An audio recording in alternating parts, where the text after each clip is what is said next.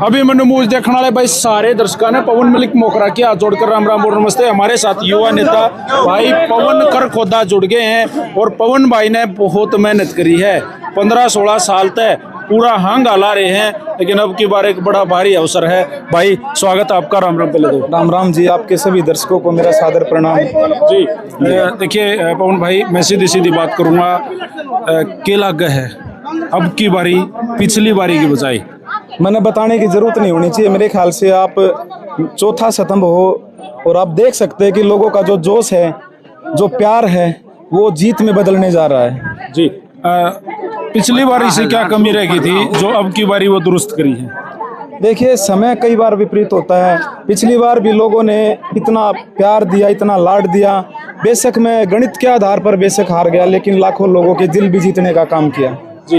अब की बारी क्या समझा है कि अगर ये खरखोदा हल्का आपको आशीर्वाद दे, आप विधायक बनो, तो पहली कलम से सारे कहे हुए हैं पहली कलम तो यो करूँगा, पवन क्या करे? पवन पहली कलम से खरखोदा हल्के के जो विकास कार्य को जो गति नहीं मिल पाई 15 साल से एक विधायक के सत्तासीन होने से, उन सभी विकास कार्यों को दुरुस्त किया जाएगा।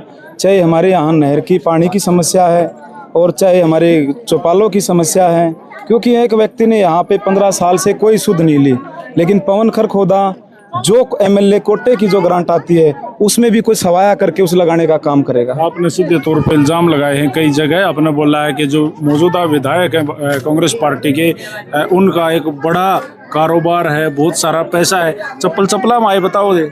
वो तो अखबार में आप पढ़ सकते हो, और जो उसने फार्म भरा हुआ है उस फार्म में जो उसने अपनी सूचनाएं जो डिटेल दी हैं वो यही दर्शा रहे हैं कि उस व्यक्ति ने यहाँ ठगाठोरी करने का काम किया है और लोगों की जो खून पसीने की कमाई थी उसको हड़प करने का काम किया है। हर बार खापों का एक मैटर रहता है। जब भी कोई विधायक या कोई बड़ा नेता सामने आता है तो खापों का बड़ा महत्व रहता है। किस खाप से आप हो और किस खाप से आपको सबसे ज़्यादा उम्मीद है? देखिए, 36 बिरादरी के लोगों का मेरे साथ समर्थन है और मेरा गांव फरमाना है।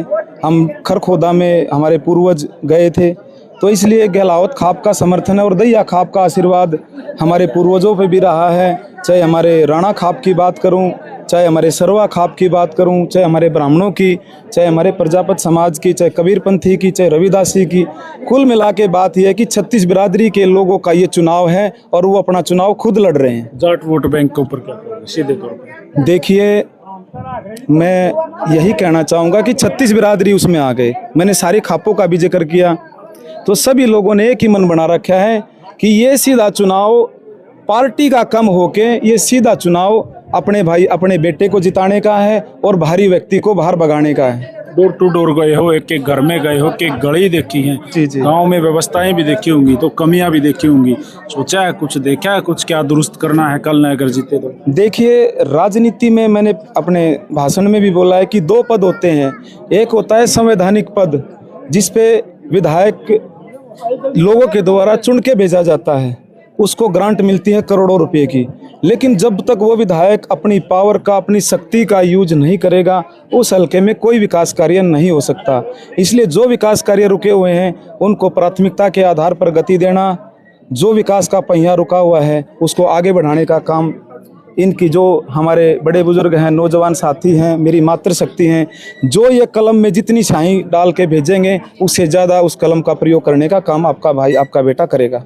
जीतने के लिए क्या मंत्र तैयार करा, रणनीति क्या है? देखिए, लोग तो जब चुनाव आता है तब मैदान में आते हैं। मैं तो मेरे ख्याल से हर रोज़ चुनावी मोड में रहता हूँ।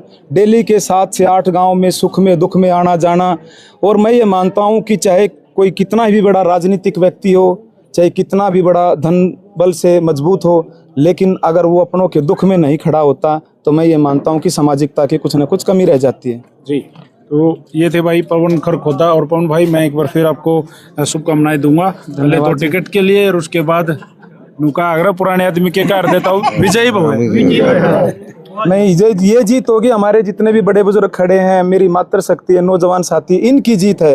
पवन खरखोदा एक माध्यम हो सकता है, एक चेहरा हो सकता है, लेकिन ये सारी जीत इनके प्रति समर्पित है। अगर कोई ऊक चूक होगी तो भाई सारी मेरे ऊपर है। मैं तो आपके चैनल के माध्यम से एक चीज़ और कहूँगा मेरे सभी बड़े बुजुर्गों का, कि भाई आज से आप लोगों की जितनी दुख तकलीफें हैं वो पवन खरखोदा के हिस्से में दे दो, और मेरे हिस्से के जितने सुख हैं वो आप सबके लिए समर्पित है। आप सबका धन्यवाद। राम राम भाई। राम राम जी।